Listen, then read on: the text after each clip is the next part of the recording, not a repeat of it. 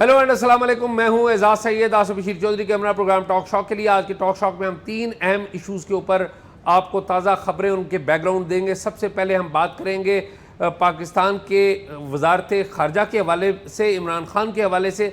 इमरान खान के हवाले से पहले कहा जाता था कि उन्हें इस्टेब्लिशमेंट के अंदर से सपोर्ट है, फिर कहा जाता था कि अदलिया के अंदर से सपोर्ट है। अब पता चला है कि वजारत ख़ारजा के अंदर भी उनको कुछ सपोर्ट मिली है। उसके हवाले से क्या तहकीकात हो रही हैं, इसके ऊपर बात होगी। दूसरे नंबर पर हम बात करेंगे साल 2022 में सैलाब में गंदम पाकिस्तान की तबाह हुई थी, उसमें कुछ अहम शख्सियात मुलव्वस थी। वो शख्सियात उनको नई जिम्मेदारियां दे दी गई हैं, क्या कहानी है, इसके ऊपर बात होगी। तीसरे नंबर पर हम बात करेंगे बड़ी अहम मौजू पर। वो अहम मौजू ये है कि पाकिस्तान में सोशल मीडिया को कंट्रोल करने के लिए एक नई अथॉरिटी कायम की जा रही है। वो अथॉरिटी क्या है, वो क्या काम करेगी, उसके ऊपर भी बात होगी। तो जी आसिफ, आप खरीद से ठीक है? शुक्र अल्लाह का। गर्मी शदीद है यार आज इतनी गर्मी थी कि आप बिलीव करें कि मैंने अवाइल जुलाई में शायद बहुत कम देखा होगा कि इतना ज़्यादा हब्स हो इस्लामाबाद। हब्स ज़्यादा है। हाँ। जी हाँ, हब्स ज़्यादा है और फील लाइक हमें तो 50 लग रहा है आज। हब्स ज़्यादा है, बिल्कुल हब्स ज़्यादा है। लेकिन हब्स में खबरें भी बड़ी दिलचस्प हैं। हब्स ज़्यादा माहौल में हब्स ज़्यादा खबरें हैं। हब्स ज़्यादा खबरें, वाह वाह। वो देखिए इमरान खान जो है ना, अब वो मैं समझता हूँ कि जैसी भी उनकी पॉलिटिक्स है, जिनसे ज़ाहिर मैं तो इत्तेफाक नहीं करता, लेकिन वो सेंटर ऑफ द स्टेज हैं। देखें, पहले बात होती थी कि इमरान खान को जी इस्टेब्लिशमेंट के अंदर से कोई सपोर्ट हो रही है, फिर वो बात ख़त्म हुई आसिफ, तो फिर बात होने लग पड़ी कि नहीं अदलिया के अंदर से सपोर्ट है, और फिर बाज़ जजेस के नाम आते थे। फिर हमने देखा एक सिलसिला शुरू हुआ, ऑडियो लीक्स का सिलसिला शुरू हो गया जजेस के अंदर से। तो अब आपको पता है कि पाकिस्तान के अमेरिका में सफ़ीर जो थे मसूद साहब, वो तब्दील कर दिए गए। मुनीर अकरम साहब वो तब्दील हो जाएंगे, जो यूएन में परमानेंट रिप्रेजेंटेटिव हैं। तो ये क्या कहानी क्या है? वजारत ख़ारजा के अंदर से सुना है कि कोई सपोर्ट वहाँ से भी मिली? बिल्कुल एजाज, पहले तो जिस आप बता रहे हैं ना, अदलिया और फ़ौज में था कि जी वहाँ से इमरान खान की सहूलतकारी हुई है। लेकिन अब जो है जिस बात पे बहुत ज़्यादा हैरत हुई है पाकिस्तान में ताकतवर हलकों को, वो इस बात पर थी कि जहाँ पे बहुत ज़्यादा पेनिट्रेशन होती है हमारे पिंडी की, वो महकमा वजारत ख़ारजा है, जो पूरी दुनिया में आपको पता है कि डिप्लोमेट्स के थ्रू जासूसी भी होती है, पाकिस्तान के मफाद का दिफा भी होता है, हमने काउंटर भी करना होता है दुश्मन की चालों को। तो वहाँ बड़ी गहरी पेनिट्रेशन रही है हमारी पिंडी की। अब पता चला है कि वहाँ से भी सहूलतकारी हुई है पाकिस्तान तहरीक इंसाफ के चेयरमैन इमरान खान के लिए। और ख़ास तौर पे ये जो 2 करारदादें आई हैं, इसके बाद बहुत ज़्यादा खलबली पड़ी है वहाँ पे। और उसके बाद आप ये देखें कि जो इब्तदाई तौर पे पता चला है, कुछ लोगों ने पिंडी को डबल क्रॉस किया, और उसमें ऐसे नाम भी हैं जिन्हें पिंडी अपने बहुत करीब समझता रहा। मसूद अहमद खान साहब जो हैं, उनकी तब्दीली देख लें कि कितना बड़ा फ़ैसला है। वो डिप्लोमेट रहने के बाद उनको आप देखें कि वज़ीर सदर भी बनाया गया, फिर अब दोबारा उनकी अमेरिका में ज़िम्मेदारी थी। और अमेरिका वो मुल्क है जहाँ पे आप अपने सबसे स्मार्ट और सबसे ज़िम्मेदार और बड़ी एफिशिएंट डिप्लोमेट को भेजते हैं, और उनको वहाँ पे भेजा गया। लेकिन अब देखें कि उनको तब्दील करना पड़ा। तो ज़राए ने ये बताया है कि फ़ॉरेन ऑफिस में तमाम जो आपके डिप्लोमेट्स हैं और जो मुख्तलिफ अहम ममालिक के अलावा दूसरे ममालिक में हैं, और जो फ़ॉरेन ऑफिस के अंदर बैठे हुए लोग हैं, इनके अंदर भी एक स्क्रूटनी का एक जो है वो ज़बरदस्त किस्म की स्क्रूटनी का अमल जो है वो स्टार्ट कर दिया गया है। और इनकी खुफिया रिपोर्ट्स बनाई जा रही हैं, और एक बड़ा ऑपरेशन आप आने वाले दिनों में देखेंगे। और जिन लोगों के बारे में भी ये तासुर मिला कि उनकी सहूलतकारी के सबब ये करारदादें हुई हैं, वो अनकरीब खुडे लाइन लगा दी जाए। अच्छा आसिफ, मैं ना आपकी बात बिल्कुल दुरुस्त है, मैं उसमें थोड़ा सा एडिशन कर दूंगा। जो आपकी ज़ाहिर मालूमात है उसमें मैं अपनी मालूमात का इजाफा करता हूँ। ये जो मसूद अहमद ख़ान है ना, जो कि पाकिस्तान के सफ़ीर थे, आज़ाद कश्मीर के साबिक़ सदर रहे, मसूद साहब के बारे में जो पाकिस्तानी इस्टेब्लिशमेंट है पहले ही इनसे नाराज़ थी। आपको याद होगा कि जनरल आसिम मुनीर ने अमेरिका का दौरा किया, तो मेरी इतलात यह है कि जब जनरल आसिम मुनीर वापस आए तो ही वॉज़ नॉट हैप्पी कि जो पाकिस्तान का जो सफ़ीर है वहाँ पर काम कर रहा है, ये मौसर तरीके से काम कर रहा है। अच्छा, और वहाँ पर जो एक तो आर्मी चीफ की अपनी अंडरस्टैंडिंग है, वो तो एक सिक्योरिटी के लेंस से देखते हैं ना, ज़ाहिर है आर्मी का एक सिक्योरिटी का पर्सपेक्टिव होता है। जो पाकिस्तानी इस्टेब्लिशमेंट है पहले ही इनसे नाराज़ थी, लेकिन बाज़ डिप्लोमेट्स जो हैं और बाज़ पाकिस्तान के जो खारजा अमूर के एक्सपर्ट्स हैं जो कि बैरून मुल्क बैठे हुए हैं, उनसे मेरी बात हुई। उन्होंने बताया कि असल में जो मसूद जो है ये पाकिस्तान की वजारत ख़ारजा को और पाकिस्तान की सिक्योरिटी इस्टेब्लिशमेंट को सब अच्छा की रिपोर्ट देते रहे कि अमेरिका के साथ हमारे बड़े अच्छे ताल्लुकात हो गए हैं, हमने ये अचीवमेंट्स ले लिए हैं, वो कर लिया है, लेकिन असल सूरत हाल नहीं बताते रहे कि वहाँ पर तो कोई बात करने के लिए तैयार नहीं है। यानी कि जो असद मजीद ने जो मरासला लिखा था, जो उसका जो साइफ़र बना था, दरअसल अमेरिका पाकिस्तान के बारे में एग्जैक्टली ये सोचता है कि ये आप लोग काबिल एतबार नहीं है, आप हम एंटी अमेरिकनिज़म करते हैं, आप अपने आप को ठीक नहीं करते, आप हमारे साथ पंगेबाजियों में मुलवस हैं। लेकिन इसके जिम्मेदार तो वो नहीं हो सकते ना मसूद अहमद खान, क्योंकि आपकी जो सारी आपकी 15-20 साल की वॉर ऑन टेरर की दोस्ती के दौरान भी अमेरिका ने देखा है कि आपने उन्हें वो समझते हैं, उनकी राय है कि ब्रीच ऑफ ट्रस्ट हुआ है, उनके साथ फेयरली नहीं। वो तो एक अलग बात है ना कि जिम्मेदार कौन होंगे। मैं ये बात कह रहा हूँ कि मसूद साहब के ऊपर जो चार्ज लगा ना, फ्रेम लगा, उनमें एक कुछ चीजें ये था कि और एग्जैक्ट जो ताल्लुकात की नोयत है ना इस वक्त वो वर्स्ट है। इस वक्त वाशिंगटन में nobody is ready to talk to the Pakistan, हमारी क्रेडिबिलिटी नहीं है। मसूद साहब ने एक्चुअली उनके ऊपर इल्ज़ाम यह है कि उन्होंने एक्चुअल सूरत हाल पाकिस्तान में नहीं बताई, ये इल्ज़ाम है। अब जो लगाया है उन्होंने रिजवान सईद साहब को, मेरा ख्याल है कि बड़ा अच्छा फैसला इस एतबार से है कि अब जो सफ़ीर लगा है वो पाकिस्तान की फ़ॉरेन ऑफिस का कैरियर डिप्लोमेट है। ये थे जो मसूद साहब जो हैं ये फॉर्मर डिप्लोमेट हैं, यानी कि बाद में आज़ाद कश्मीर के सदर और बाद में ये तो पॉलिटिकल अपॉइंटमेंट थी। अभी पॉलिटिकल थी ना, लेकिन एजाज ये पाकिस्तान के चाइना में सफ़ीर रहे हैं। 2009 में जब हम वहाँ गए थे, वहाँ पे थे, अफगानिस्तान में रहे हैं, अहम पोस्टिंग्स रही है मैं बात कुछ और कर रहा हूँ। कैरियर डिप्लोमेट तो थे ना पहले। मैं ये कह रहा हूँ कि बात ये है कि कैरियर डिप्लोमेट रिटायर हो गया ना जी। रिटायरमेंट के बाद क्या फॉरेन ऑफिस ने कहा था कि इनको लगाए? नहीं, फॉरेन ऑफिस तो ये चाहता था कि हमारा यंग नौजवान खून आए, जो नया बंदा आए वो अच्छे तरीके से चलाएगा। ये तो सिक्योरिटी इस्टेब्लिशमेंट थी, यानी कि उस वक्त की जो फौजी इस्टेब्लिशमेंट थी, उन्होंने सोचा कि नहीं जी आपने मसूद खान को लगाना है, आपने लगा दिया। और मसूद साहब के जो ज़्यादा ताल्लुकात थे वो सिक्योरिटी इस्टेब्लिशमेंट में थे। ऐसा नहीं था कि उनके अपने सेक्रेटरी खारजा से अच्छे ताल्लुकात हों या अपनी पॉलिटिकल गवर्नमेंट से अच्छे ताल्लुकात हों तो वो लग गए। तो ये है, और ये बड़ी अफसोस की हाँ, बात लेकिन है एजाज अभी सिक्योरिटी इस्टेब्लिशमेंट जो है ना खासी नाराज़ है, ना सिर्फ ये कि उन्हें हटाया गया है, बल्कि एक हद तक वो जिम्मेदार समझते हैं कि जो करारदादें आई हैं इसके बारे में वो सिर्फ ये नहीं समझते कि इन्होंने हमें आगाह नहीं किया, वो ये समझते हैं कि इनका कोई रोल भी है इसके अंदर। अगर मैं आपको खुल के बात करूँ तो वहाँ पे ये सोच प्रिवेल करती है कि इनका कोई रोल भी है। अच्छा, वैसे आपस की बात है, जो बंदे मसूद साहब को जानते हैं ना, मेरी भी चंद मुलाकातें हैं उनसे, मेरी कोई लंबी चौड़ी नहीं, मेरा ये ख्याल है कि वो सेल्फ सेंटर्ड से आदमी हैं।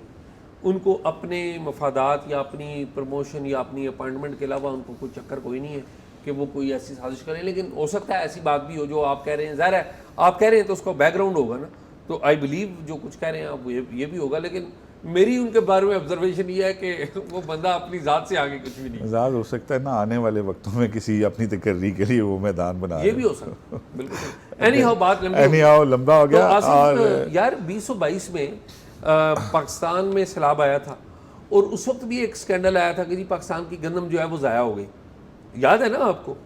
तो वो फिर इंक्वायरी का क्या हुआ और इंक्वायरी में कुछ लोग जिम्मेदार हुए थे, वो क्या बना उसका? एजाज एक तो ये कि ये बारिशें हुई थी ना बड़ी तूफानी, आपको याद है बलोचिस्तान अनएक्सपेक्टेड उन एरियाज़ में जहाँ बारिश होती नहीं है वहाँ हो गई थी, सिंध में हो गई थी 2022 में जुलाई और अगस्त में। इसमें पाकिस्तान की 4 अरब रुपए से ज़्यादा मालियत की जो गंदम थी वो बह गई थी।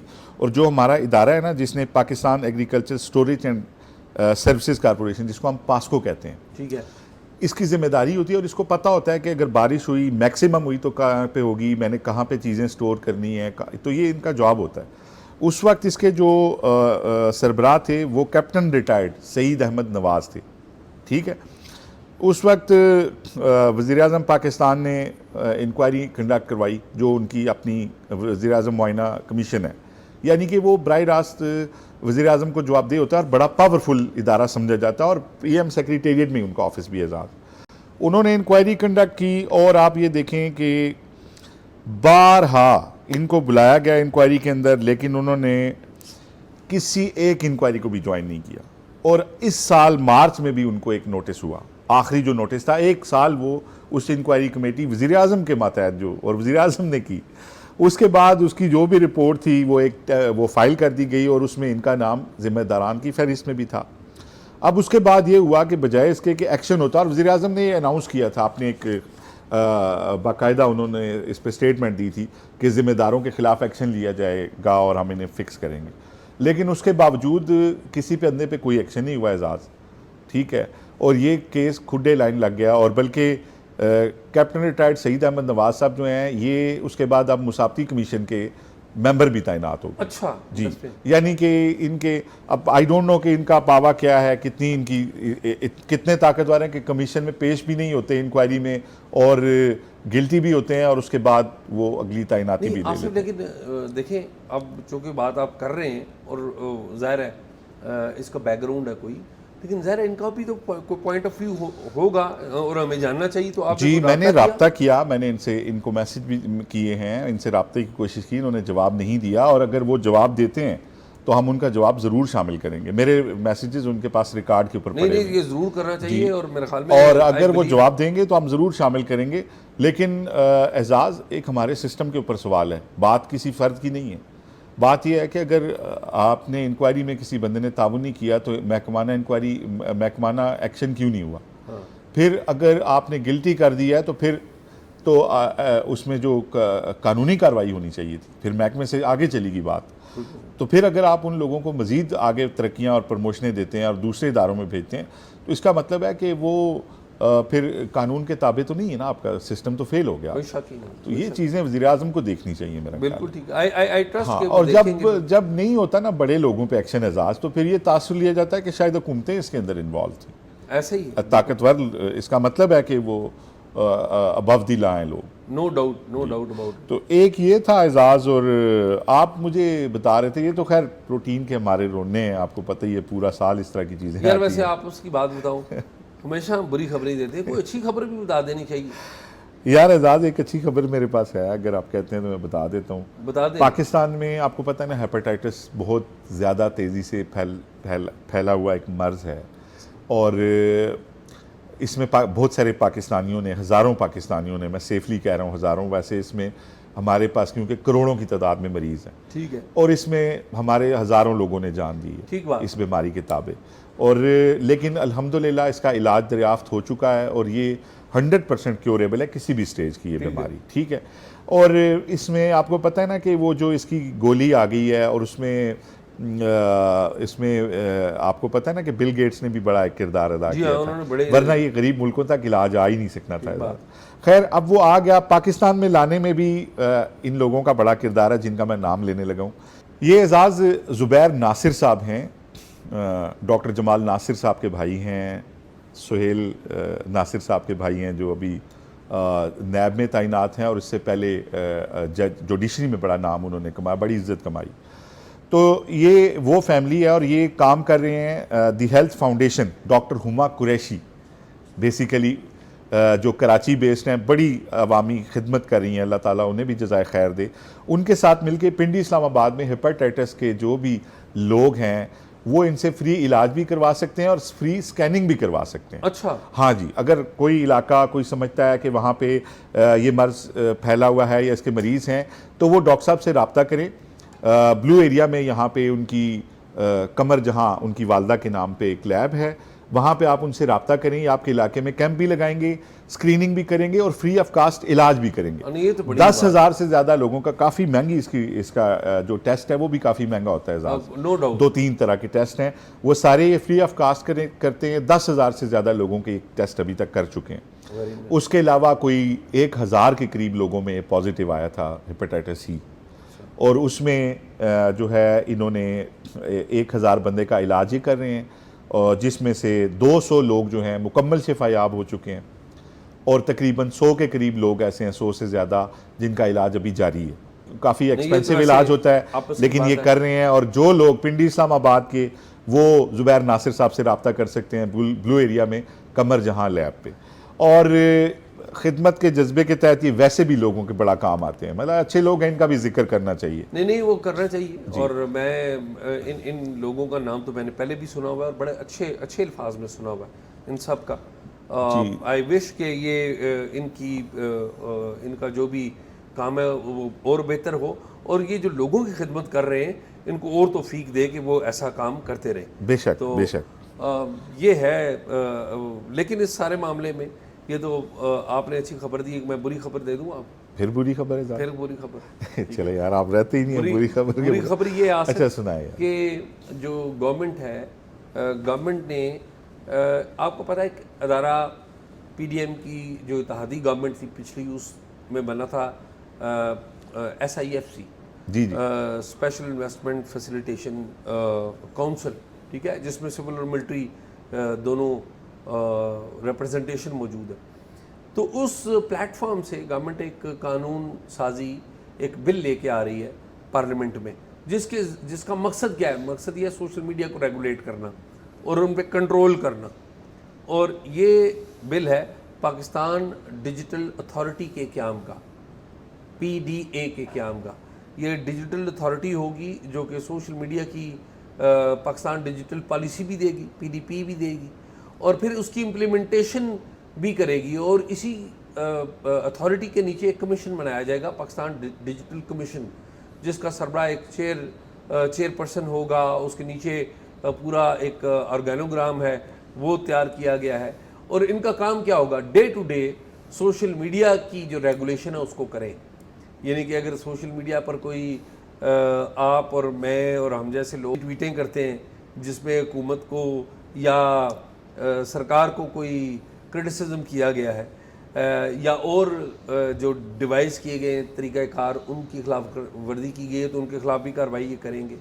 और मेरी इतलात के मुताबिक FIA का जो साइबर क्राइम्स विंग है, उसको भी ये लिंक अप कर रहे हैं। एक्चुअली एक नई अथॉरिटी, एक नया डिजिटल, इसकी बात काफ़ी टाइम से हो रही थी, लेकिन अब आप बता रहे हैं कि इसका प्रॉपर वो हो गया, इसका लॉ तैयार कर लिया गया है। तो अब वो लॉ पेश कर देंगे।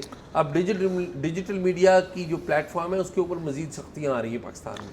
एजाज, ये आपको पता ही है ना, इसके ऊपर हमारी राय कि ये कम्प्लेक्स बात है। इसमें कोई शक नहीं है कि डिजिटल मीडिया में बहुत ज़्यादा बातें तदालियाँ होती हैं। गाली देना, किसी की तज़हीक करना, उसकी इज़्ज़त उछालना, ये मामूल बन चुका है। लेकिन एजाज, अगर इसको हम अच्छे तरीके से नहीं करेंगे ना, तो ये अगेन फिर ये इससे कोई फ्रूटफुल, इससे कोई चीज़ नहीं निकलनी है हमारी। अगर तो हमारा मकसद नेक है तो स्टेक होल्डर से बात करके, इसमें कोई शक नहीं है। आपको पता है, आपको और हमें भी गालियाँ पड़ती हैं, हम कोई राय देते हैं, हमें लोग गालियाँ देते हैं। तो हम तो इसलिए राय देने से नहीं चूकते कि बहुत सारे ट्रॉल्स बैठे हैं जिनका मकसद ही है कि हम कोई बात ना लिखें या अपनी राय का इजहार ना करें। तो हम समझते हैं कि ये अमानत है हमारे पास, हमारी राय हम लोगों तक पहुंचाते हैं। लेकिन एजाज़, अगर इसको सारे स्टेक होल्डर के साथ बात करके किया जाए, अच्छे तरीके से हो सकता है। इसमें कोई शुबा नहीं है कि किसी की इज़्ज़त उछालने का किसी दूसरे को हक नहीं है, चाहे वो मीडिया का है, चाहे वो मीडिया का नहीं। बल्कि मैं समझता हूँ मीडिया के लिए तो इसमें बेहतरी इस तरह से हो सकती है कि फ़र्क पता चलेगा। अल्फाज का चुनाव हमें मीडिया ने सिखाया, हमें बात कहने का असलूब मीडिया ने सिखाया है। तो हम तो गाली नहीं देते किसी, ठीक है। तो हम तो उसमें जब हमें किसी जगह बुलाया जाएगा, हम अपनी बात का जवाब देंगे जो भी हमने लिखी होगी। हाँ, अगर हम उसका जवाब नहीं दे सकते तो ज़रूर हमारे ऊपर जो भी चार्ज लगता लगाया जाए। तो उम्मीद ये है कि हुकूमत इसको एक ऐसे तरीके से करेगी, ना कि इसको किसी की आर्म ट्विस्ट करने के लिए करेगी। I hope so. तो मेरे ख्याल में आज के लिए यही है। आज के लिए तो नाज़रीन, प्रोग्राम आपने देखा, उम्मीद आपको पसंद आया होगा। 3-4 जो मौज़ूआत हैं बड़े ही अहम थे, हमने इसके ऊपर आपको मालूमात दी। प्रोग्राम के जो कमेंट बॉक्स है उसमें राय ज़रूर दीजिए। अगर आपके पास कोई मालूमात हैं, आप हमसे शेयर करना चाहते हैं, तो talkshock777@gmail.com पे हमें दीजिए। अल्लाह हाफिज़।